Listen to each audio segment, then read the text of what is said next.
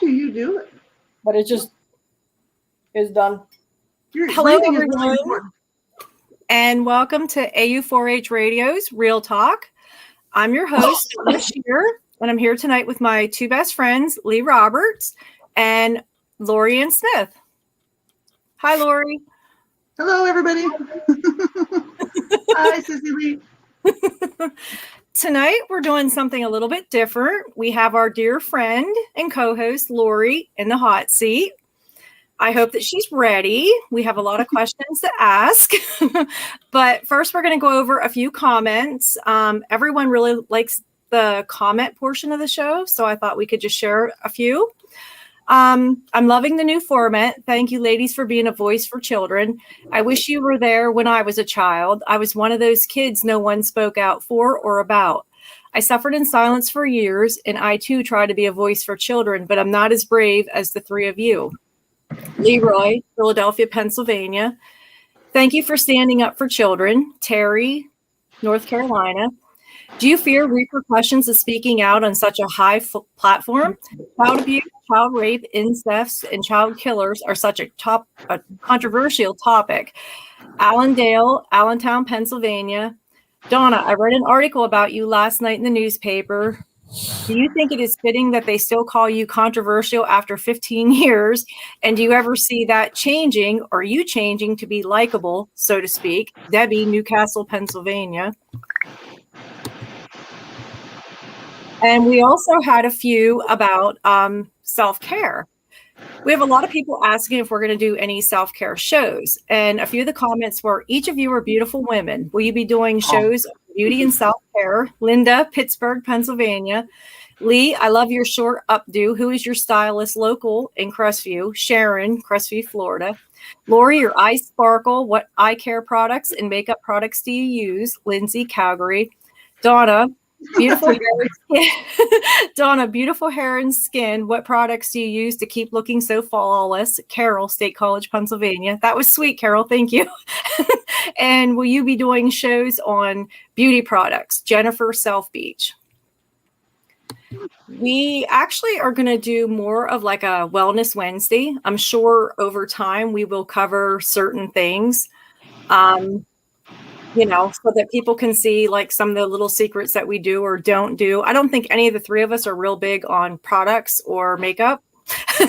We're just kind of us, natural.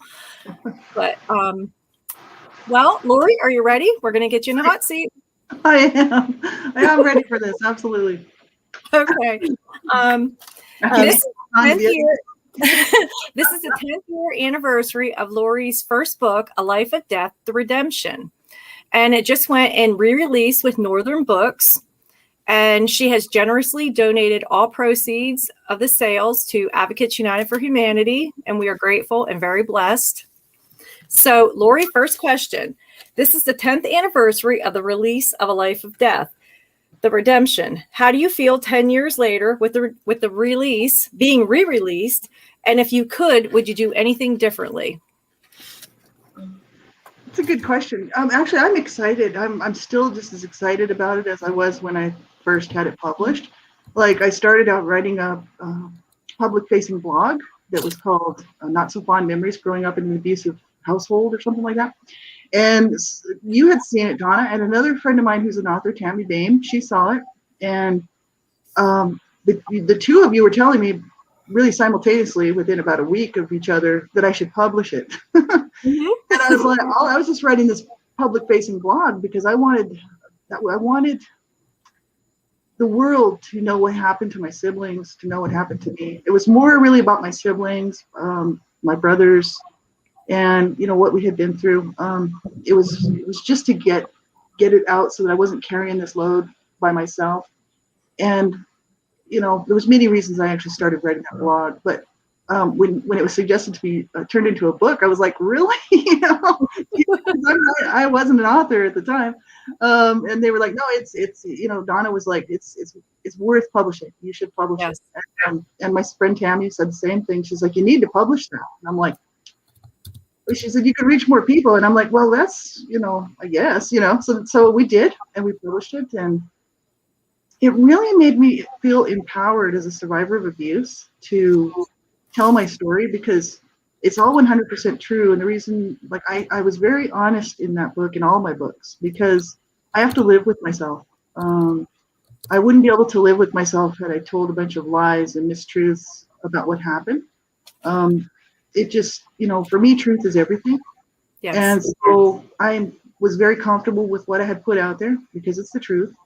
And it felt very empowering to do that, to not be keeping that silence, all of that pain inside.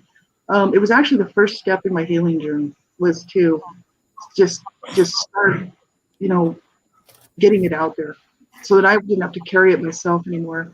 And it was on a page in a book, and at the time, I didn't know how many people would be reading it or if anybody even would, but it was very empowering to hold that book in my hand and actually be able to say, the world's going to know what happened, and the world it's if they choose to read it, are going to know what happened to my siblings, and that was very important to me. So I felt very empowered by it, and I still do today. I'm glad that I'm so thankful for you, Donna, and for Lee to take the time to and push it and to get that relaunch going for me, because I really wanted the books to be back under Northern Books. Originally, they had been, because Donna was my first publisher.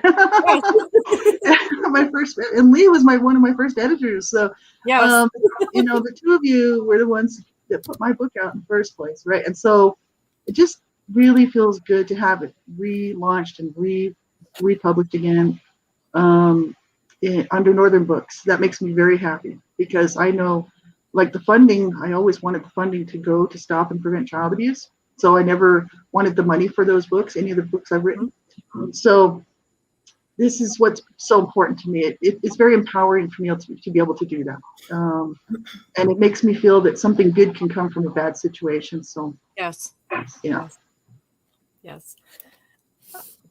Do you think telling your story helped you on your own personal journey to healing?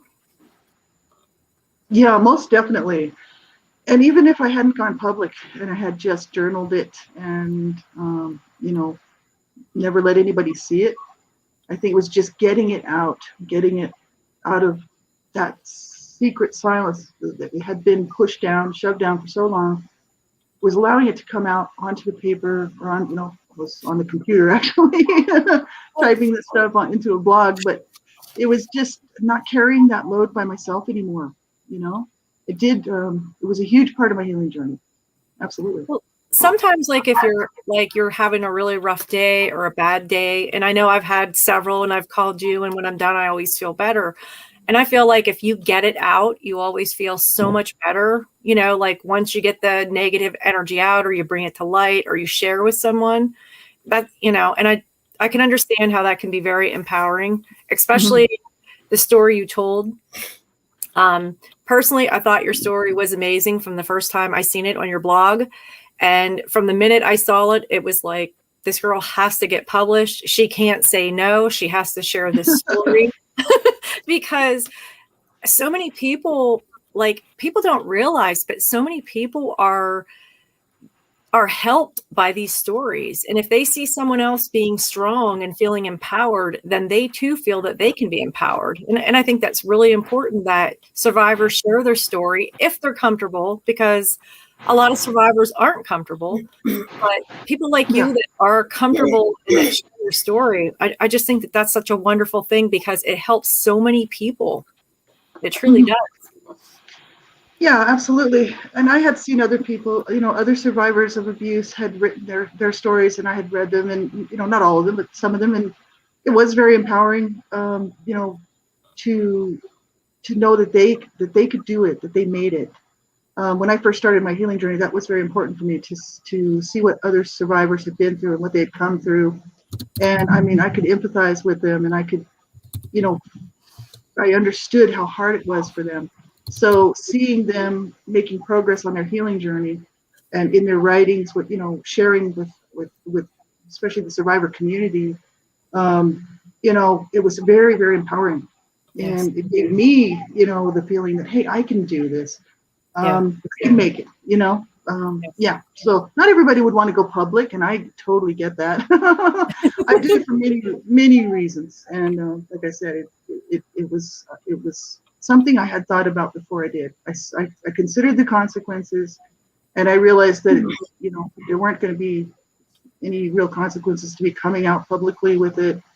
It's not like I was going to lose anything by coming out with it. I had no relationship with my abusive immediate family anyway, so I wasn't going to lose anything there. And really, I had a lot to gain from it, and so the pros outweighed anything that could have been gone. But I know for some people, it's clearly up to each survivor, whether how they want to handle their healing journey, and whether they even want to start one or not.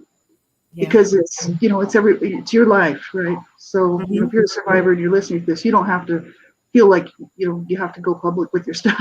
No. Many people don't, and they never tell anybody that they were abused, and they'll maybe go to a therapist or a counselor or something and handle it that way, and that's totally okay. It's whatever you need as a survivor of abuse to get through and to make it, right? Yeah, you really have to be comfortable to speak out. A lot of people's biggest thing is fear, and a really big thing is judgment. People don't want to be judged because they think that people's looking at them in a certain way or a certain light. And it's always like that little voice in the back of your head saying, like someone's thinking something about you or judging you. And a lot of people have that fear. So a lot of survivors that I have personally worked with, that was their biggest thing. It was the fear of coming forward because they were afraid what friends or family was going to think or say. And then they also feared like repercussion, like how they were going to be treated by family members that once the secret was told. Yeah. Yeah, and you have to be careful. And really, I mean, I've talked about this before on my own stuff that I do with One Child Abuse Survivor to Another on YouTube and Blog Talk Radio.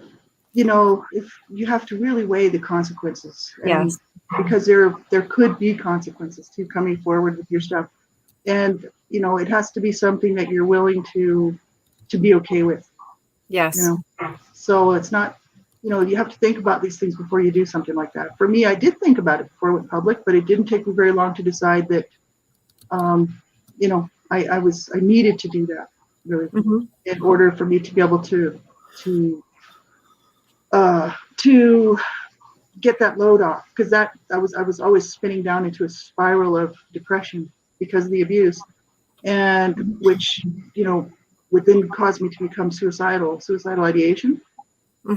And I knew why I was like that. It's not like I didn't know why I was doing that. I knew what the problem was, but I had never reached out and I never gotten help. And when I started writing my book and writing the blog, first of all, and getting help, that empowered me to want to live. And it definitely was a huge part of it, because I realized that the reason I was spiraling downward into the pit of despair was because I was holding it all in. Yeah. And I wasn't sharing with anybody. I really never told very many people about my past, just a few odd people, a few things, but I never really went into any detail. And I was holding this pain and this anguish and this all this horrible stuff that needed to come out, right? But like I said, you don't have to do it publicly. You can there's other ways. On a support group. I mean, I did do some of that in the beginning. So there's all sorts of ways you can get help, right? Like Lee and myself, you have a very strong faith and relationship with God. How has your faith helped you evolve over the course of the last decade? And do you think that your faith played a major role in your survivor journey? Absolutely. That's really the reason why I'm still here today, to be honest with you. When my dad was one of my abusers, and he was a Christian. So I did not want anything to do with Christianity. I was angry at God because of the abuse. I actually described that in my books, talk about it quite a bit. And I believed in God, and I was very angry because I was like, where was God? And how could God let this happen to anybody? It's not even that I was kind of just thinking of myself, like, how could God let me be abused? I used to see the struggles of all around the world. I've always sort of thought that way. My mind always goes around the world, not just my local situation. And I thought, why does God allow this? So when I was especially a teenager, I had a real problem with God, and really because my dad is one of my abusers. So I didn't want anything to do with God, and I ran from God. I believed in him. I just didn't want anything to do with him. Well, when I hit my lowest point at about 41 and a half, this is the last time I was contemplating suicide. And I was pretty sure that I was going to do it. And I wrote about it in my book, A Life of Death and Redemption. And I was sitting on the couch, and I was just in such agony and such pain, just depression, PTSD flashbacks. I would say complex PTSD. I had body memories of the abuse, and just the tapes playing around over and over and over again of all the abuse that I suffered, because I had gone into a depression and I wasn't able to pull myself out. And I was thinking, I can't. How long can I do this? How many more years can I go through this? And because I always ended up at a suicidal point. And I mean, I'm talking in my late teens, my early 20s, my mid 20s, my late 20s, my 30s, all the way through my life, I have had suicidal ideation. So that's why I'm saying it's been a very serious problem. And so, I was sitting there on the couch and I was ready to just say, this is it, I'm going to do it. And I heard this voice, this little voice. It wasn't even like, maybe I was hearing voices or something, it wasn't like that. It was this internal kind of a voice, little voice that was saying, live. And this other voice was saying, oh, just kill yourself. This is where I would always be because of the abuse that I suffered. Nobody cares about you. Nobody loves you. Nobody is going to care if you kill yourself. Nobody cared that my brothers killed themselves. They're not going to care if you kill yourself. They don't care. They don't care about you. And so, this is where I would go, to these horrible pits of just despair. And that voice was telling me to go ahead and do it, where I had always been before. And that other little voice was going, no, live. And I thought, that has to be God. That has to be God telling me to live. Because I knew for sure that God is the creator of life, right? He's not the evil one. He's the creator of life. He's love. He's goodness, right? I knew all this, right? Growing up in a westernized Christian, community and home, really. Even though it really wasn't a Christian home, I knew about some of this stuff, right? And I just realized that was God telling me to live. So I put down the screwdriver and I canceled my plans for killing myself. I said, I'm going to live. And that's the first time I realized, because I was sitting there and I thought, how long, like regular people don't do this. I've obviously got a problem. It's not like I didn't know why. I mean, coming from the abuse that I suffered, I knew what had put me there. But the issue is I was like, why am I not getting help? Why am I not reaching out? I seriously need help. You know what I mean? So I got busy, and for the next month was just gonna do life. And I'm like, I'm gonna do life, and I'm gonna live. And this was long before I started writing my book or any blog or anything like that. This was a couple years before that, actually. And I had an experience that was just so amazing. It was a month after I got to my lowest point that I had ever been, and I made a promise to God that night that I didn't really mention that I would never attempt suicide and I was going to live. Right. So about a month later, I had an experience where I really felt that the Lord, because I'm a Christian, that God was there and He was reaching down to me and He was telling me, pass up your burdens to me. That is what I'm here for. Mm-hmm. And I was like, oh, hallelujah. And I got so happy because there was such a wonderful spiritual experience. So it's my faith in God, my trust in God is really what's getting me through, as well as some really good friends. Obviously, you and Lee are a big part of that, Donna. Oh, thank you. You keep me going, and I have other friends too who are very dear to me who keep me going. And so it's a lot of things that in my life that have come together that keep me going, keep my faith strong, and it's really wonderful. I don't mix my faith with one child abuse survivor to another. The show that I do on YouTube and that I did it on Blog Talk Radio with my spirituality, because survivors of abuse many times will, and I was there, they won't even listen to somebody who's talking about God because they're so angry, they're so hurt, they're so wounded. And I get it. I know because I was there. Mm-hmm. Okay? So I totally understand. I would not have listened to somebody. It's not like I would have been mad at them and been, calling them names or being rude or hurtful to them just because they were talking about God. I would turn the channel and I'd be like, I can't listen to that because I was so angry at God. And so I get that, right? So I don't mix my spirituality with one child abuse survivor to another. I keep it very separate for a really good reason, because I wanted to reach out to all survivors, no matter what their religion is, no matter what their spirituality is, even if they're atheists. I wanted to be able to reach a lot of people, Yes. not just a Christian-based group, right? And so, I don't mix my spirituality with that. Like, I am a very, very spiritual person, and I'm daily in the Bible, daily in prayer, and that's the only reason I'm still here today, because God got a hold of me at the age of 41 and a half and said, live. Yeah. Live. I'll never forget that. Never. Yeah. I bet that was quite the experience. It was. It really was. I know you have prayed with me and you've prayed for me. And I'm like you. I believe in the power of prayer. And I always say I have a conversation with God. A lot of people say they pray. I say, I had a conversation with God, and he and I have a lot of conversations. And I do think that faith can play a big part in any role.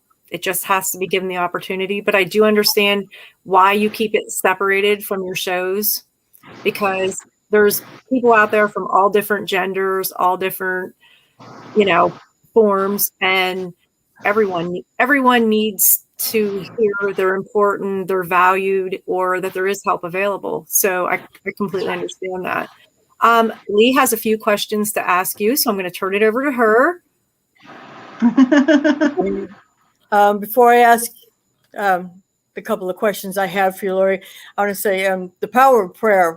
Prayer is the most powerful thing in the world, and I have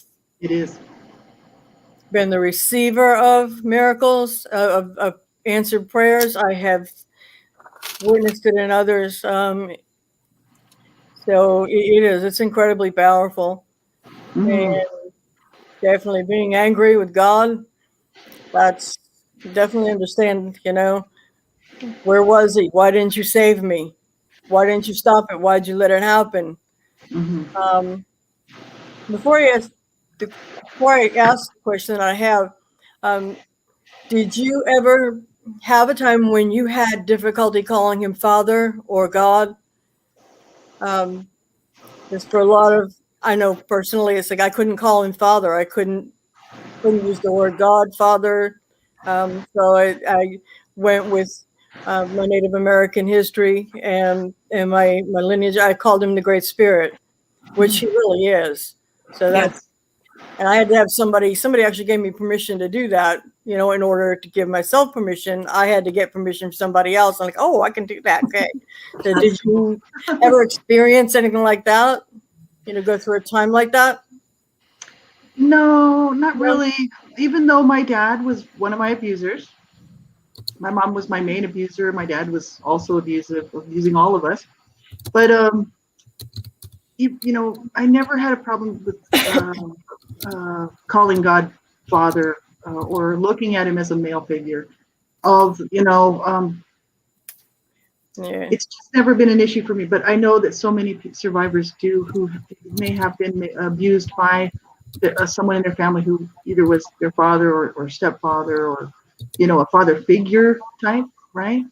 And so many people will just say higher power, instead of saying Father. They'll say, they feel more comfortable addressing his creator, maker, the Almighty, as the higher power, that sort of thing. But I've never really had an issue with that. Yeah. Okay. I have a question. Do you have any regrets on sharing your story and or any specific like the more intimate aspects of your story? Do you have any regrets on sharing any of that? No, that's a good question, and I Yeah. don't have any regrets because Because you allowed yourself to be pretty vulnerable. And we do that when we share our stories. So it's like, yeah. yeah. No regrets.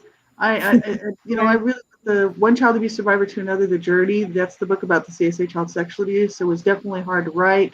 It was hard to put that on paper. But the thing is truth is everything. Yeah. It's seriously, if to smooth over abuse and make it seem like, we don't want to offend anybody, so we can't make it real. We need to like smooth it over so we won't get too graphic. It's like, no, what happened to me was graphic, horrific, Yeah. and that's the truth, right? So I wanted the truth to get out there. Now, in doing that, that does make me vulnerable, right? But I'm very confident in my abilities to, because I didn't write anything that was untrue, I don't have to try to go back and remember what I said. Yeah. See, that's the one thing about the whole thing that's actually good for me is I don't have to sit there and try to remember, oh, what did I say about that? Because it's just the truth, right? Truth is really horrific sometimes, right? And that's why I wanted to be so graphic. That book is definitely adult material, One Child Abuse Survivor to Another, The Journey. It's an explicit book. It's got sexual violence in there. And that's about me suffering child rape, which was violent rape. It wasn't a game. It wasn't set up as a game. I wasn't groomed or anything like that. I was just violently raped. I was tied up, bound, and gagged and raped, right, by my brother, who was 13 years older than me. So he was 21 and I was an 8-year-old girl. And I used to be very small, tiny, just like a normal little small girl. And the damage done was unbelievable. And so, caused me to be barren and caused me a whole lot of problems. And, psychologically and in every other way, spiritually, sexually, in every other way. So I wanted to be real and honest about it. That book was hard to write. It's hard to read. But the thing is that if we don't truthfully speak about these things and we just sugarcoat it, it's never going to be. I think that's a disservice to abuse survivors and also to abuse victims. It is. Because, there's a lot of children who are suffering abuse who won't make it. They die. They're killed. You know what I mean? And so I think when we sugarcoat abuse and make it sound, not so harsh, not so damaging, not so hard for the ears to hear, it's kind of like, well, that's a disservice to abuse victims and abuse survivors. So I'm just like, no, let's tell it like it is. And I agree with you. The three of us, we don't sugarcoat. No, we don't sugarcoat the truth. The truth is the truth, and there it is. Blunt. I can't imagine not being able to have children. Especially after being violated so horribly as you were. I've been blessed to have one, and I lost, a couple of others, and that was difficult enough. If you had to do it, if you had to do it differently, do anything differently, would you still write the book, A Life of Death, The Redemption, the way you wrote it, or would you go back if you had the chance and change any aspect of what you shared in that book? No, because it's been republished a few times, and I've had to go back and look at it and and make sure that it's the editing, because editing is always an issue. You can have 1,000 people edit a document, and there'll still be something wrong with it. Yes. So editing is hard, and there'll be something there that's wrong, comma or but no, I wouldn't make any changes because I've thought about it before, and I thought, in that book, I actually did not talk about the CSA child sexual abuse, and that's because when I wrote that book, I was not willing to deal with the CSA child sexual abuse, and I was at the time very uncomfortable even telling people I had been raped as a child. So I actually just put that I had been molested and that my brother had molested me, but I didn't want to talk about that portion of my abuse at that time because I wasn't ready to divulge that stuff, even to myself. I had to do a lot of work to actually get in touch with that stuff and allow myself to feel the feelings in order to heal from that, right? So because I had always stuffed it, I talk about it as being, I took all of that abuse, the CSA child sexual abuse, really, and all of it, and I put it in a drawer, and I shut the drawer, and I took the key, turned the lock, and put the key away. And that was my way of keeping that abuse so that I don't have to look at it, I don't have to think about it, then I can do life, I can hold a job, and I can try to do this life the best I could. So by opening up that drawer and allowing myself to see that abuse and to relive it, basically, to feel how I felt as an 8-year-old girl being raped, that was very, very difficult. So until I did that work, I wasn't able to really write about it. So I wouldn't change that book. No, I just leave them all the same. Yeah. Some people will take their experiences and they can put it in a box or put it in a drawer and put it way back in the corner. And it's like someone I love dearly was able to do that. And I can't tell their story because that's their story and that's private for them. But as someone I absolutely love and miss dearly. I have one other question, the one that I had wanted to ask you that's connected with this. Do you remember the day and or the moment when your journey actually began to heal? I mean, I personally, I remember something. I remember a song on the radio that started things rolling for me, and it just opened up the floodgates. Is there any big moment that you remember that started your journey of healing? I think, to be honest with you, after I decided that I was going to live, not kill myself. Best decision I've made yet. I'm still here. Amen. And you know what I keep saying? And I always tell people when they're on my One Child Abuse Survivor to another or my stuff that I'm live streaming on YouTube. And good. I always tell them, every day that I wake up, it's a slap in my users' faces. Every single time. Every single day I wake up because they couldn't kill me and they couldn't get me to kill myself. And so that's why I'm always telling people, do not be destroyed by your past. Don't let those abusers win this fight. No way. So even you don't have to go public with your stuff, but if you don't want to suffer on your own, don't give up, my friends. You know what I'm saying? Don't give up, because every time I wake up and I get out of bed in the morning and I'm like, I'm alive. You're strong. You're a strong and I'm healing, woman, and just the slap in my abuser's faces. Absolutely. Very out there and tell it like it is. Donna? You are very strong, Laurie. I look up to you. I admire you. I don't know if I could have shared as much as you did, to be honest. I know I got this rap that, I say things and I pop off at the mouth, and I do. But I don't think I could have. But it's the truth. But right. I don't think I could have been as strong as you. And I really admire that. I admire your courage, because it takes a lot to efface your abuser, but it takes a lot more to say it to the world.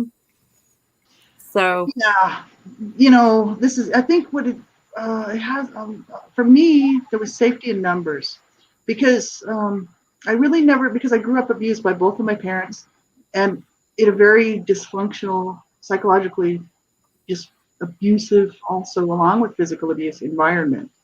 So I didn't trust anybody. I didn't trust one-on-one. I didn't trust other, as growing up, I did not trust another single soul on the planet. So I got older and I started to realize, especially in my 20s, oh no, I do want to have relationships with people. It's kind of craving that. I'm like, no, I do want to. I had always some friends that I trusted. Now these are my friends, from the Veta Juvies book. I had some friends that had my back, and they were there for me. And I'm telling you that I'm so thankful for all my friends, because I didn't have a family I could rely on, I could trust. So I think by going public, all that was me doing, it was a safety mechanism. And I knew that when I was writing the book, A Life of Death or Redemption, I was at that blog, I started writing that blog. It was because my abuser dad was staying with me. I actually let my 90-year-old abusive dad come stay with me. I remember that. Yeah, that. See, he told me that, he was wanted to come to Canada, wanted to be with all of us up here. My brother wouldn't take him in because my brother was like, I'll kill him. You can't come stay with me. Because, my dad abused all of us, not just me, all of my 6 other siblings, right? And my older brother was like, there's no way he's staying with us. And my sister was like, no, he's not staying with me. I took him in for 5 years after Mom passed away. There's no way he's staying with me. He drove me crazy, and he did. And I'm like, I know, because she would call me and tell me the stuff that he was doing, and I was like, you've got to get him to go get his own place. You don't, I even told her at one point, I'm like, just put his stuff on the porch and tell him he's got to go, right?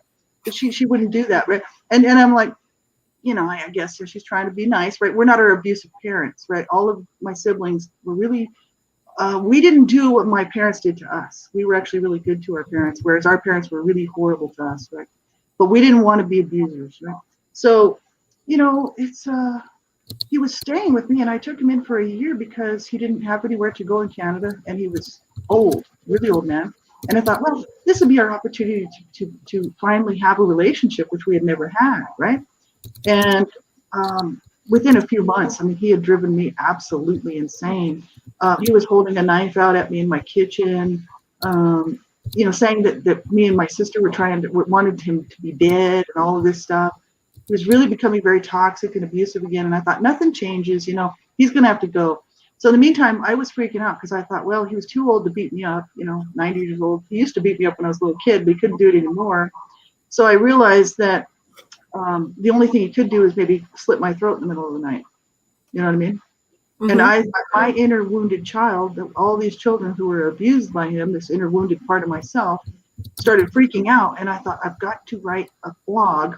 I want the world to see what happened, and I want the world to know what happened. And that's really what started all that. So, it was really a safety mechanism. I just didn't trust one-on-one, so I decided to go public. And that's kind of what started all that, because I felt that there was safety in numbers. And as far as sharing with the public, I just realized that, there's always going to be people that don't like you. There's, to like me, there's going to be people that don't like my work. That's fine. It's not for them. I wrote that for my brothers mainly and for all abused children, right? Yes. That book all my books are dedicated to any, really any man, woman, or child who's ever suffered abuse. That's who it's written for. Yes. And so I didn't, I knew there'd be people that wouldn't like my work or think that it had value. But I know I've had a lot of really nice comments from people that have read it and, and said, it's just amazing that you're still here. And, it's good that you did that. And so I've had a lot of really good support. I know I have actually sent people to your blog before it was published, other survivors, and I encouraged them to read your story. And so many of them come back and they were just like amazed. They repeatedly said, I no longer feel alone. And I think that's really important, that when you go through something horrific as abuse, that you don't feel alone. Like you said, you had friends and there was safety in numbers. And I don't know how many times that I had sent people to your blog and they were just, they were, I can remember the one girl she was crying and I said, and I'm trying to comfort her. And she's like, I can relate with her. That was my life. That's what I went through. That was the hell I lived in. She said, I thought I was the only one. And there was so many other people that went through what I did. But at that time in my life, I didn't see it. And, and it was funny because not funny, but funny to the point that her story was so much like yours that, just the things that she would say, and it would be like, oh no, because I could remember a lot of things that you and I had talked about personally, and she was saying the same things. And it's like, wow, like people don't realize that so many people are experiencing the same thing, but they're afraid to come forward. And like her, she would never come forward and tell her story, but she felt so good that she could relate to you. And she actually told me that she reached out to you at one point, but she didn't tell you who she was or what she was. She just let you know that she was really inspired by your work. So I found that comforting in knowing that, just by someone reading your blog, it really helped them. That's very cool. I'm glad. Me too. You're a true voice. Like I said, I admire you. I admire your work. I just think that it's amazing the things that you do and the things that you do for AU4H. Advocates United for Humanity could not do most of the things that they do without you being a voice like you are. But I was wondering if you could share with us some of the other work that you do. I know you do a lot of survivor stuff, and I know you just recently started back into that. Could you tell us a bit about that? Sure. Yeah, I started doing late 2009. I started doing a blog talk radio program. And I called it The Whole Issue. And I had a couple of different shows on there. And I was doing mainly child abuse prevention. And then I thought, while I'm doing this, I'll add a little survivor chat in there as well. So I called that One Child Abuse Survivor to Another. Because that's what I thought, it's just one survivor to another, right? One child abuse survivor to another. I thought this is perfect, right? Because I was really trying to reach out to the adult survivor world, right? And the survivor chats you started up again, and that's critical for so many survivors, especially this past year with the COVID and the quarantine and not being able to get out and meet. And some people aren't yet ready to meet. So that's a very, very important bit of work that you're doing to help support other survivors. That's really important. Yeah, and it's good for me too. Like, it's good for me as well because, as a survivor of abuse, I need that support as well. You know what I mean? So it also helps me to do that, and also it helps me to sort of see where I'm at in my healing journey. By feelings that will come up, whatever I'm talking about. All of a sudden, I'll be like, oh, I feel some anger coming up. Okay, maybe I better do some anger work, or it sort of helps keep me on my healing journey. So it's not that I'm just thinking, I'm just so great, super survivor here trying to help people. It's sort of symbiotic. Like, it helps me to do it, and I love to be able to just encourage people to keep going and don't give up, and because that's what I need to hear. You know what I mean? That's what I keep doing in my own thing. It's like, let's keep going. It's going to be hard. There's going to be hard days. There's going to be hard times. Life's not easy for any of us. We know that, right? Even people who weren't abused have hard times, right? So I mean, life can be challenging, and as abuse survivors, we quite often have even more of a difficult time because we're coming, without the coping skills necessary to get through a lot of stuff. And so that's why I'm always continually working on coping skills. As both you and Lee know, Donna, that you've seen some of the stuff that I've done based off of really dysfunctional behaviors that I had always been using to protect myself. You know what I mean? Yes. And you guys are always just so good about it, and you're just so welcoming, just loving towards me, and you're like, it's okay, we understand, we get it, right? And it's nice to have friends who really care about you and understand how hard it is, and understand where you're coming from. It's wonderful. So I like to just be just another voice out here to encourage survivors, not to give up and just to be a resource like this, because that's what we do at Advocates United for Humanity, right? And it's sort of just another extension of that, right? Well, we admire the work that you do. We are blessed to have you, but that the friendship is mutual. I know, like I said, if I'm having a really bad day or I'm having something that's not going so great with my life, you're always there to support me and comfort me. Yesterday, when I talked to you, I kind of thought I was going to have like a little breakdown because I had some news that wasn't so good.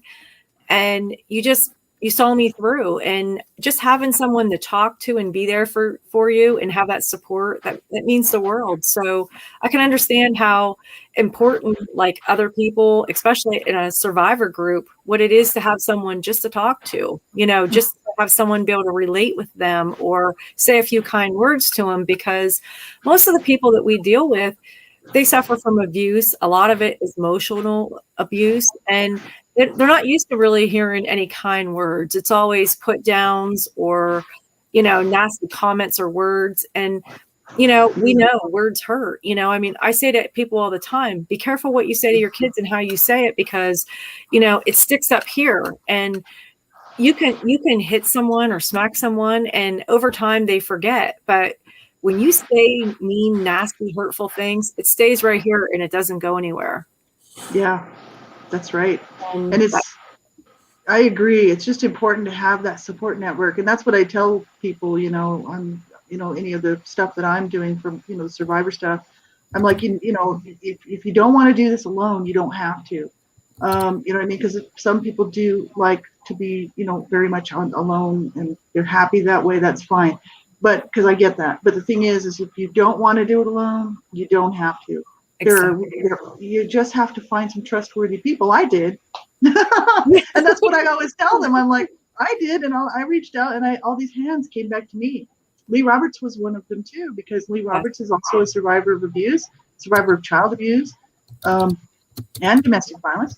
And Lee Roberts was like pulling me along too, along with you and other people. And they were like, you can do this. And it really gave me a real feeling of empowerment. And it was like, I can do this. And, finding some good friends makes the world a much better place, let me tell you. It really does. It's hard to find the support, and the support is critical. It is so critical to our survival. And that was actually part of the next question I was going to ask you, is about there being someone or something that helped you get through the toughest parts of your healing journey. Like for some people, I really didn't have any good friends to do that, but I was blessed with an amazing service chihuahua. That another time. But do you have anything similar to that? You said you did have some good friends.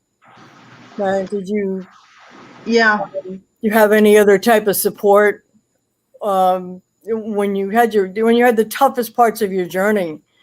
This is it. I did. The friends and your faith in God. Yeah. And I had, my husband was very, very much a part of that as well. He passed away 2.5 years ago, and August 4th, 2018. I miss him dearly. He was my best friend.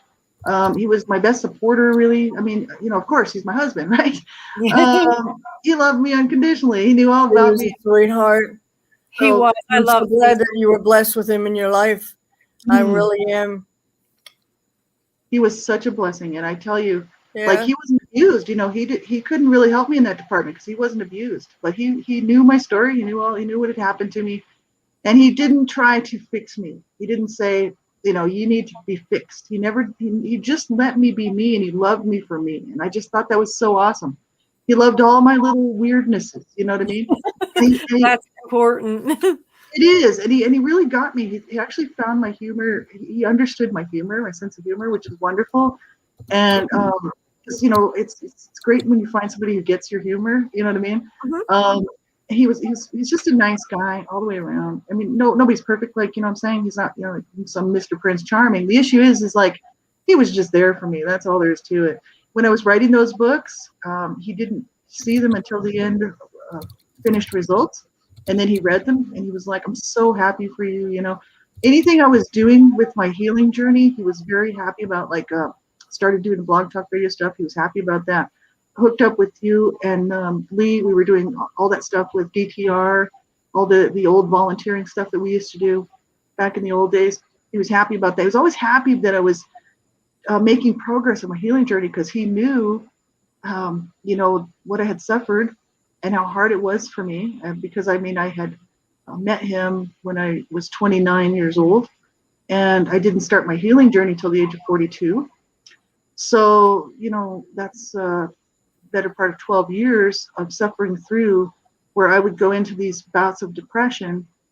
He couldn't really help me. He didn't know how to help in that regard. He was also terminally ill, so he was very sick. Yes. And, I didn't want to, hurt, I didn't want him to hurt, in other words, for me, because, if I was hurting, then he was hurting, right? So I would, I would just keep this stuff silent and just cry silently in the dark in the middle of the night in the living room. But he knew I was suffering. He really did. So when I started my healing journey, and got on that stuff, he was so happy for me. He was just like, I'm so happy. He said, I could see the difference. And as the years rolled on and I started getting better, I started feeling better. I started to learn to love myself, which was just amazing. Get rid of the self-loathing, the suicidal ideation, really, and just started to actually enjoy life. He was so happy for me. So that was one big thing. Having friends, really good friends in my life, I'm just going to say it, like you, Donna and Lee, who have been here for me from the beginning. And you've just always been here. And it's wonderful to have wonderful friends. The two of you have been such a huge part of my healing journey. Just to know that even if I mess up, you're still here for me. That's awesome. You know what I'm saying? So I have somebody that will stay with you through all of that is really, really special. Those are rare gems. Yes. And, good friends. Yes. Good those are people rare that actually too. really care about you. Right? Loves you no matter what. Yep. Stick with you through the good and bad. I mean, that's what relationships are all about. That's how you, it is hard as a survivor, though, to trust again. It is. It is very hard. Some never trust. Some are never able to trust. So I'm thankful that you had that kind of a relationship in your life with Cease. Yeah, that was a real blessing. It really was. And, he passed away 2.5 years ago, and he was worried for me because he thought he would talk to me before he passed away because we knew he was going. He's terminally ill. He was very sick. And he said, I don't know what you're going to do. He was a little bit concerned because he thought, I don't want you to go, spiral back down and start maybe, self-injuring or suicidal stuff. He's like, what are you going to do? And I'm like, I'm just going to keep going, hon. I'm going to keep going. And because I want to honor his memory. You know what I mean? Yes. So it's for me too. It's mainly for me. But also, I'd like to think that he's looking down from up there. He is. and he's happy that I'm keeping going. You know what I mean? Because I told him I would. And then he told me, he said, well, I'll be waiting for you. And I'm like, well, I'll be waiting for you. Yeah, true love, man. That's true love, right? And I'm so thankful that I got to find real love, right? Yes. So he was a huge, huge part of my healing journey, even though he, couldn't, like you said, he was just there for me, just like you guys. So I think it's just finding people who will support you and even, just accept that, hey, you're not perfect. We all make mistakes and be there for you, right? That's so important. It really is. I think so. It is. It is very important. That's important. Cease was amazing. I love Cease. The biggest thing is us talking on the phone, and I would say to him about the Yankees, and of course he wasn't a Yankee fan. Blue Jays. It's all about the Blue Jays. and we would always agitate each other. But he always let me know how much he cared for you and how much he supported you, and that really warmed my heart because I knew that he had your back and he loved you as much as we did. And that's a blessing. True love is a blessing. And if you get love of any kind, whether it's through a relationship or friendship, you better hold on to that tight because that's rare, very rare. That's right. Absolutely. And I thought, when we first met, I didn't trust him. See, I didn't trust anybody. Like I said, I didn't trust anybody, and I didn't trust myself because I was always making these horrific, crazy, decisions for myself that would get myself into trouble. And so I didn't trust myself, but I trusted myself more than others. Yeah. Sorry. One last question for me before I turn it over to Donna to wrap things up. And do you see yourself writing a book on sharing your healing journey, the coping skills that you learned that helped you, whether whether it be art. I know that you're, playing around with learning the guitar now, but it's like, do you envision writing a book on this, the healing aspect and the coping skills that you learned that helped you, that may help others who are on the That same might be an journey idea. or similar? Yeah. I have actually, we talked about that. possibly have one coming. Yeah, that would be wonderful. I look forward to that. I know a lot Yeah. of people will too. I sort of ran the idea around a little bit, and because I thought, that might be helpful. I know Donna was talking about that with me too. Yeah, and down to Donna. Just a few more Donna, questions, Donna. Laurie. We're doing good. We're doing good. I'm still breathing, so we're all right. I'm used to being the one over there doing the interviews. You're doing great. I feel kind of like out of place tonight because you're usually the one that does the interviews. And No, I actually like sitting over here. This is great. and I'm just hoping that I'm doing okay. You're doing fantastic. Both of you guys are doing a wonderful job. If someone was being abused, what would be some advice that you would give them about speaking out? Well, first of all, if you're a minor under the age of 18, and you're being abused in any way, you need to get help, because there's no excuse for abuse. And I'm telling you, do not allow this. As a matter of fact, don't tell one person. Tell as many people as you can. Yes. And make a report, a police report, and also call child help. Call 1-800-4-CHILD. And also, not only that, get a whole bunch of adult witnesses who can witness a statement, and get many people involved. Not one, who may not be able to really help you. You got to tell a lot of people, because if you're a young person being abused, that is not okay, and you don't deserve that. No child does. There's no excuse for abuse. There never is. No. And so, for young people, anybody who's a minor, who's not considered to be an adult, 18 and under, you get yourself some help. And it doesn't matter who the abuser is. Somebody outside your home, somebody within your home. Do not allow this. You get yourself some help. That means filing a police report, talking to as many trustworthy adults as you can find, and getting this huge thing done for you to get you out of that abuse. It is so important. I really wish that I would have done that. And I do talk about all that stuff, why I stayed and why I didn't run away and why I didn't, allow these interventions that were done for me to be police, to go to the police and stuff like that. And at the time it made sense to me. Now looking back on it, I definitely would have probably thought different about it. You know what I mean? I didn't deserve to be abused. No. I didn't deserve to be mistreated like that and abused in any way. I don't care what it is: physical, emotional abuse, psychological, sexual abuse, doesn't matter, spiritual abuse. No, there's no excuse for any abuse. So if you're a young person, you get yourself to safety. And if you're anybody who's an adult who's over 18, you have to get yourself out of that abusive situation. Do not allow yourself to be abused. You know what I'm saying? It's not okay. So it doesn't matter who the abuser is. I'm telling you what I mean. Somebody in the family, or partner, girlfriend, boyfriend, husband, wife, whatever, lover. Anybody in your life who's abusing you, you do not allow yourself to be abused. It's not okay. And people are afraid to make that step. And if you think your life would be threatened because you do make, you want to reach out and get help, you need to do an exit safety plan. You need to get somebody to help you set up an exit safety plan so that you can actually get out of the abuse. Yes. And without being killed and murdered, because we know that this stuff happens. And so, you make the choice to live as an adult an abuse-free life. I know that I did.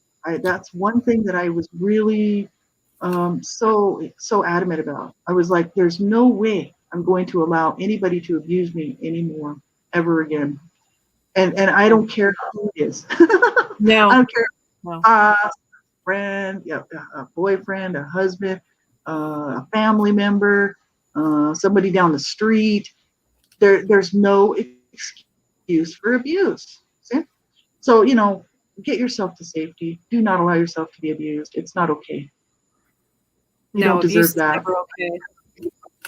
No, Lee didn't. Nobody deserves to be abused. So get yourself some help, right? Absolutely. Yes. And the last question is, I just recently lost a friend to suicide, and we did speak a little bit earlier about suicide. What do you think that people should do on a daily basis to reassure that other people may be in need or need some advice, or just to do a checkup to make sure they're okay? Would you suggest a daily, a weekly? How would you go about that? I think it sort of depends on the situation, because for some people that may trigger them to actually want to commit suicide more than they would have. I think it's sort of situational dependent, on the situation and who the person is. I think it's just letting people know that you are there for them. What was really cool was when I was working, I know you were part of this too, Donna and Lee, that when I was working on the One Child Abuse Survivor to Another, the journey about the CSA child sexual abuse, which was really hard for me to do, and that writing that book and actually working through my healing journey in order to get this stuff out, because I wanted to actually finish that book and get it done. And it was a journal basically that I was writing, but I had people calling me daily to check in on me if they didn't see me online, for instance, because we'd be on Facebook or whatever, or online somewhere on one of our social media stuff. And if people didn't see me like that day, they'd be contacting me because they knew that I had suicidal tendencies, right? And so it was really great to have that. It didn't bother me that people were doing that. It was actually nice to know that people cared enough about me that they would actually phone to see if I was still alive or not. And Yes. so I think that's really wonderful. For me, it wasn't an insult at all. I was really grateful for the support. And they wouldn't call and say, are you planning on killing yourself? What they would do is say, hey, I didn't see you online today. How are you doing? Yes. They just find out how my day was going. How are you doing? Are you okay? Is there anything you want to talk about? Can I just be a shoulder? Can I be an ear? This is the kind of support that I had going through all of this stuff. See, so it was really wonderful. Maybe why I've made so much progress and actually I feel quite good these days. And I don't plan to kill myself. And it doesn't mean that I don't think about suicide, because that's part of my makeup, because I was abused and I grew up in this suicidal environment, right? My dad was suicidal. My mom had suicidal ideation. They were both mentally, psychologically ill. And two of my brothers killed themselves. One of my sister was suicidal, and I was suicidal. So, it's kind of ran in the family. So I do still think about it, but it's not suicidal ideation. I just let the thought go, and I'm like, no, because I'm alive. And it's a slap in the abuser's face. Like every time I think about that, I'm just kind of every day, I'm like, I win. It's my victory. I do a lot of talking about suicide because I want people to realize, if you're sitting there and you can't cope and you just have no clue, how you're going to make it through the next 5 minutes, because, it's just, you can't do it. You need to call a crisis line. You really do. Because I wanted to volunteer for a crisis line a few years ago, back before my husband had passed away. I really wanted to be a part of that. And they were like, you're with a terminally ill husband, it's not going to be a good idea for you to be doing this. Right? It's going to be for you. You need to do that at another time when you're going to be stronger and able to do this stuff. And I was like, that makes sense. But I really wanted to do it because it's people that really care who are sitting on the other end of that suicidal hotline. And they really do care. They wouldn't be doing it otherwise, because they don't hardly make any money doing that. Some of them, a lot of them are volunteers, so they're making zero money. They're just doing it because they care. There are a few that are getting paid to do it, but they only get paid like minimum wage. It's not a whole lot of money to sit there and try to talk somebody out of killing themselves. So what I'm telling you is they're doing it because they really do care. And so do I, and so does Donna, and so does Lee.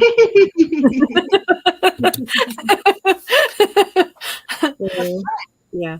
I know myself. Well, there's you and myself and Lee, but we have a small group of friends, and we kind of do like the little circle thing. We kind of check on each person, or, I might check on you and you might check on somebody else. And, we kind of do, like I always say, create your circle, check on the people within your circle daily just to make sure that they're okay. Or like I said, everybody has a bad day or they go through things. And I know recently, just in the last few months, we've all had experiences that like are really downing, and it's easy to fall in depression, and a lot of us have anxiety. So I do think it's important that we check on people, on a daily basis just to make sure that they're okay and that they're holding in there. And sometimes That's right. just hearing a few encouraging words changes everything. It does. I think what it is, it's just knowing that somebody actually really cares about you. Yeah. That's the thing. It's nice when people reach out to you. I mean, I even have people, on my YouTube chat who will just pop a message in and they'll say, "Oh, just thinking about you." I don't know these people, but it makes me feel really special. I'm like, somebody's thinking about me and they care. You know what I mean? I think it's just paying attention and being that ear, being that shoulder, being the one to actually reach out and contact them and say, "Hey, how you doing? I haven't seen you around for a while. I'm just checking to see how you're doing." And I think it's just letting people know, that you do care, and and if there's anything you can do to help, I mean, you're there for them, right? Yeah. And that's just it. So many people, especially with this COVID-19 thing, that's why we did that show on COVID, talking about the issues of COVID-19. So difficult for so many people around the world right now who've been so isolated, feeling very lonely, very, lost. It's horrific, right? So that's why, it's really important at this time to reach out, because some people may not realize you're struggling or suffering with depression or anxiety or any PTSD or any of this stuff going on in your life. They may not realize it, and then they would have been there for you if you'd have reached out. You know what I mean? So it is important to reach out to find some trustworthy people who can become that buddy system for you, right? Yeah. Absolutely. Well, and I mean, like I said, I had that even as a teen, because and growing up, I had friends who were my buddy system. And so even when I was going through all of that abuse, having those people in my life was really great because they were there for me, that's the thing. It's really having friends is very, and I mean, we're talking real friends. Yeah. Yeah. Not mean, hurtful, rude, not real friends. Like, we're talking real friends who really care about you. Those people are a very important part of life. And coming from abuse, any type of abuse, it is hard to trust and open up. But you have to then, I mean, like I say on my stuff, you have to set boundaries. You have to do the boundary work, do all that stuff, and learn how to do this stuff, right? So that you can have a good life, right? Yes. Whatever it is you want to do with your life, right? Laurie, can you tell us where people can find A Life of Death, The Redemption online or in bookstores? Yeah, you can find it. It's out there now. we just did a relaunch of my books, and they've got some new covers. Two of them actually have different covers. They're slightly changed a little bit, but they're close enough where you can still tell it's the same book. We didn't change the inside at all. It's just updated to show, with the new publishing information and stuff. But the writing, the book itself is still the same. And that makes me happy because that's exactly what I wanted to say. You can get it on Amazon. I've got, I did put some links, but I'll make sure I include some more there on the description. I just put some links to some articles that were out on our AU4H radio blogspot, the blog that we're doing, and other things. So if people want to get a hold of them, they can. All of the proceeds are going to Advocates United for Humanity. For all of my books. So any book that's bought, that people buy my book, all the profits are going to programs that stop and prevent child abuse.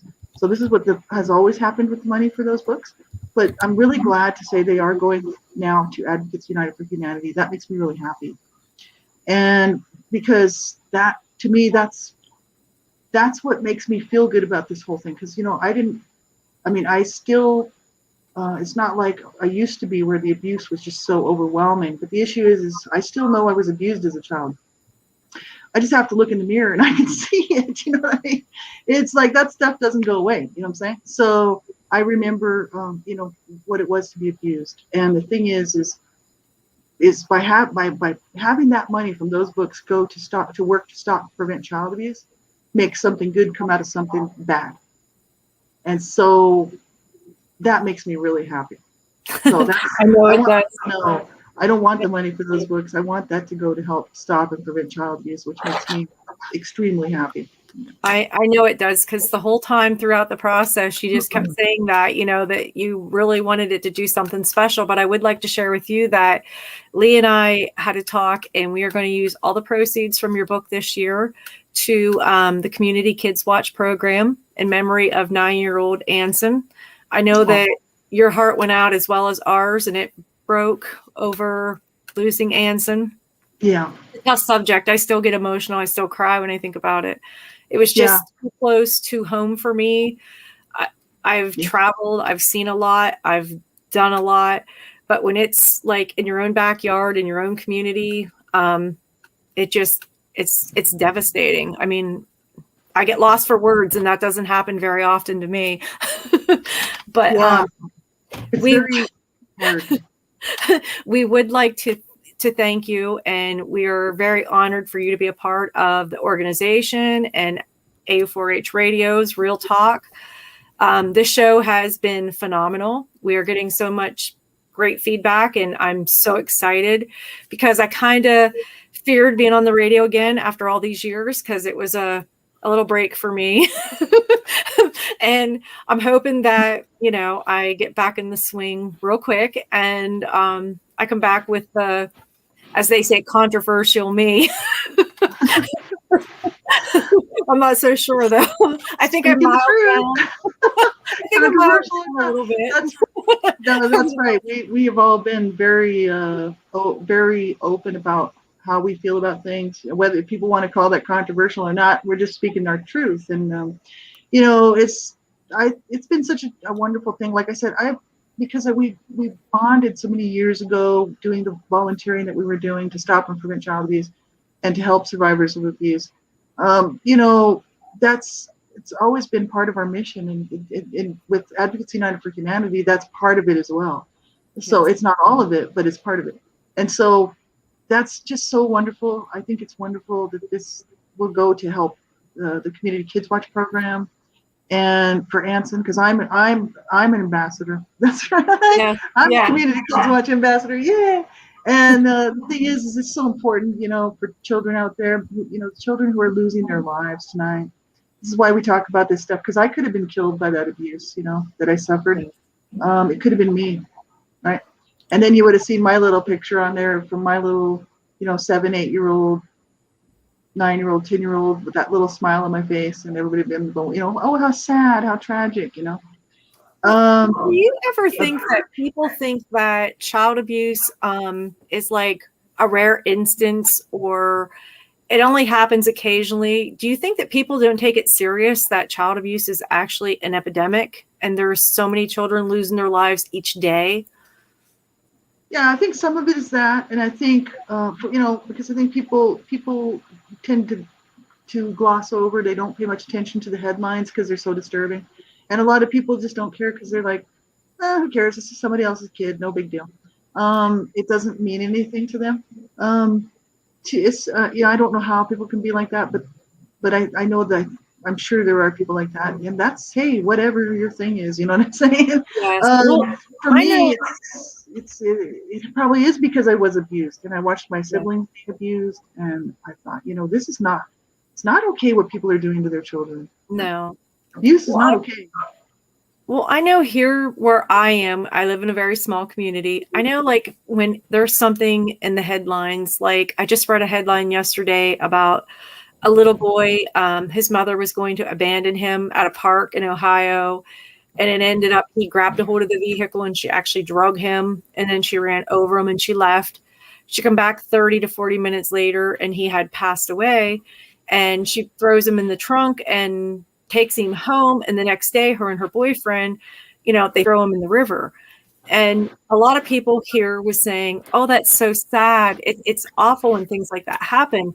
But things like that happen every day. It's not just like a one-time thing or a rare thing. It happens every day.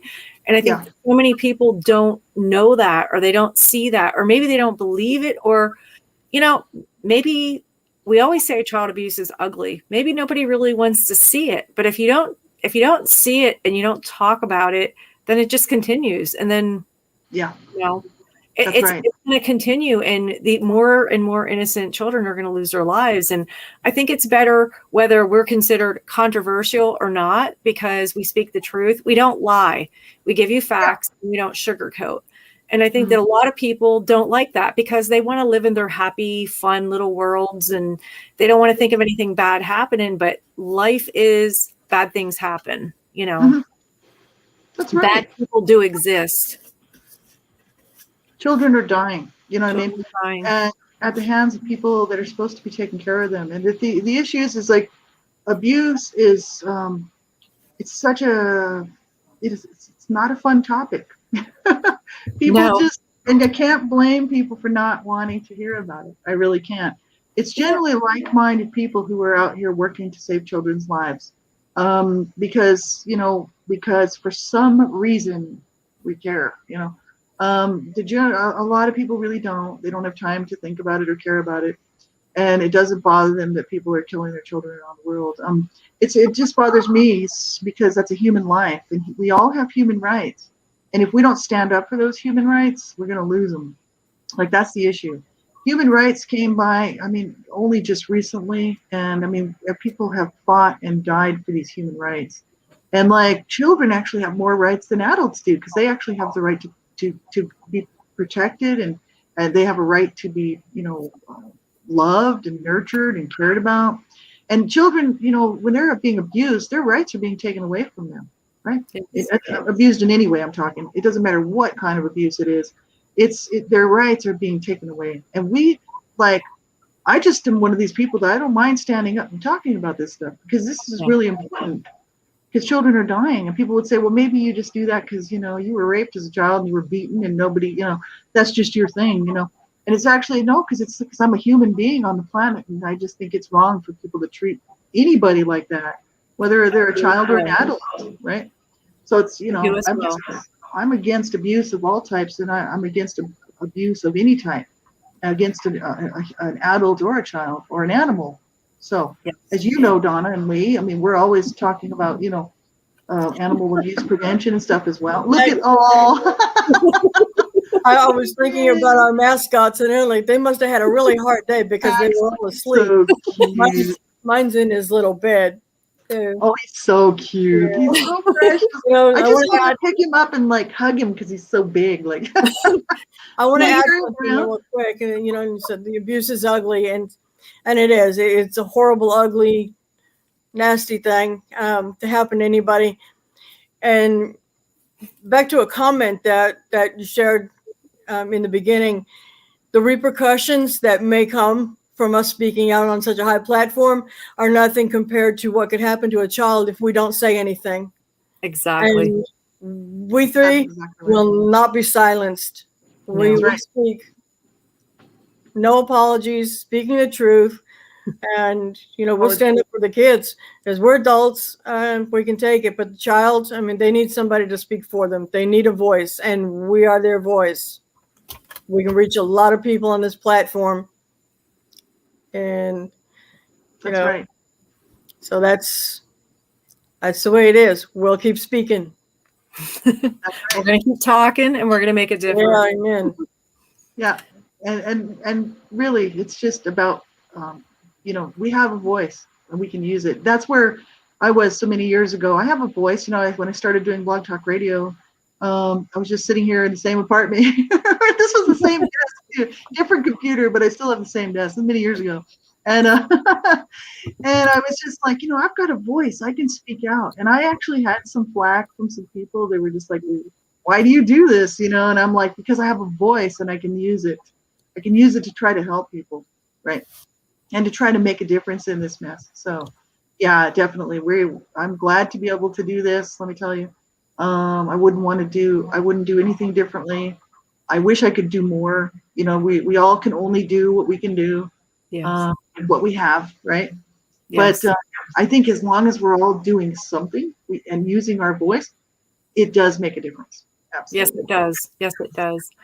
Well, Laurie, We want to thank you for allowing us to put you in the hot seat tonight. It was different tonight because I'm so used to you kind of running the show. This is fun for me. 'Cause I kept thinking all day, about the questions we were going to ask. And it was like, I think I was kind of really nervous because I thought I've never hosted before. And when I did, it was so long ago. And Yeah. we just really wanted you to have a great interview. But I want to say for Lee and myself that we were blessed to have you at AU4H. We were blessed to have you at AU4H Radio. And we were blessed to have you at Northern Books. I hope that everyone, visits the website and checks out your books and ebooks. They're both available. Please, we ask people to give your feedback, comments, questions.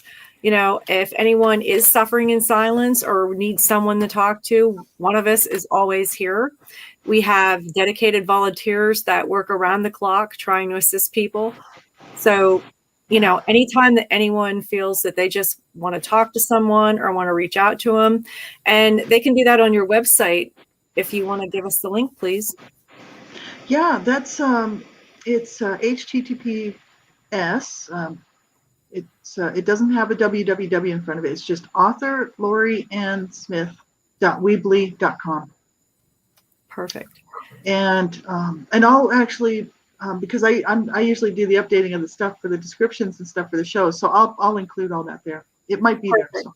Perfect. Yeah, we get a lot of people asking about, like the links or how they can help or what they can do. And I always say, it's on the website. It's on the website.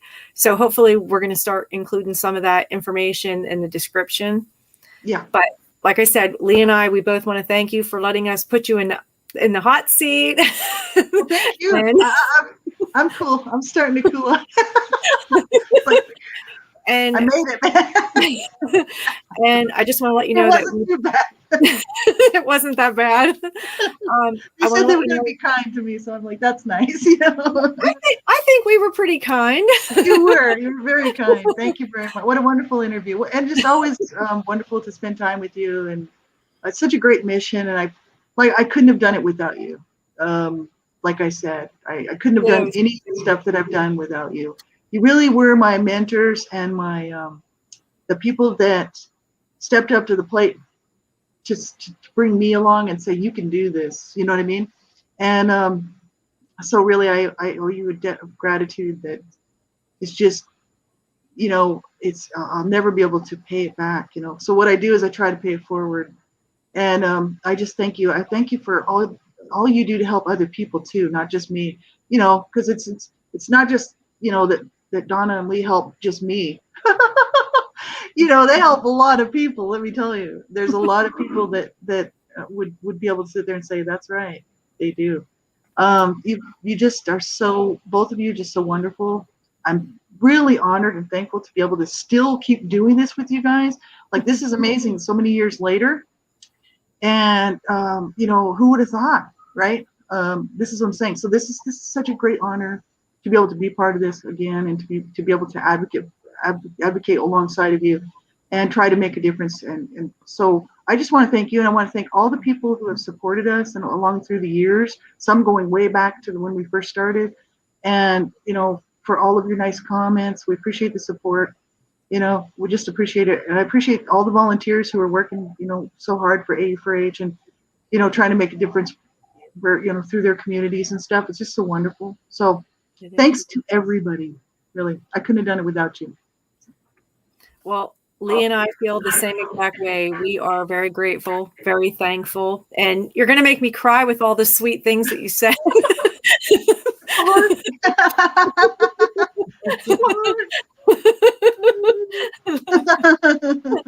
But we are very thankful that you joined us. We're very thankful that you let us pick your brain. And we're very thankful to be a part of the relaunch. I read the book over. I actually read all three of them. And as I'm reading it, it seemed like I found new things that I kind of forgot about, like about your story, about your journey. Mm-hmm. Like I know your story like the back of my hand, so to speak. But as I was reading through some of it, I thought, wow, I forgot about that. And it showed me how strong you were and how much courage you had to come forward. And I'm blessed and proud to be your friend. Thank you very much. I really appreciate that. And I feel the same way. Same way about you and about Sissy Lee. We're all sissies. Donna, Sissy Lee.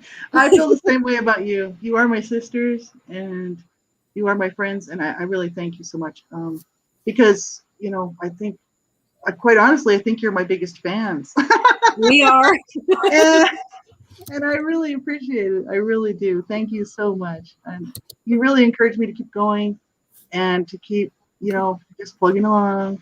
And, I appreciate it. You keep me going. Thank you very much. You're welcome. And I just want to thank everyone for tuning in and joining us tonight. We will be back next week, 9 p.m. Eastern Standard Time, live on YouTube. So join us and smash that like button. That's right. Smash it. Subscribe. Hit the subscribe button. Share it. Get it out there. All right. So that's it. That's it for us tonight. That's it. Again, thanks everyone for joining us, and we hope you tune in next week. And thanks for all the listens on the podcast. We are grateful. Everyone, have a good night. Thank you. Thank you so much, everybody. I appreciate it. Have a great night. Take good care. See you next time.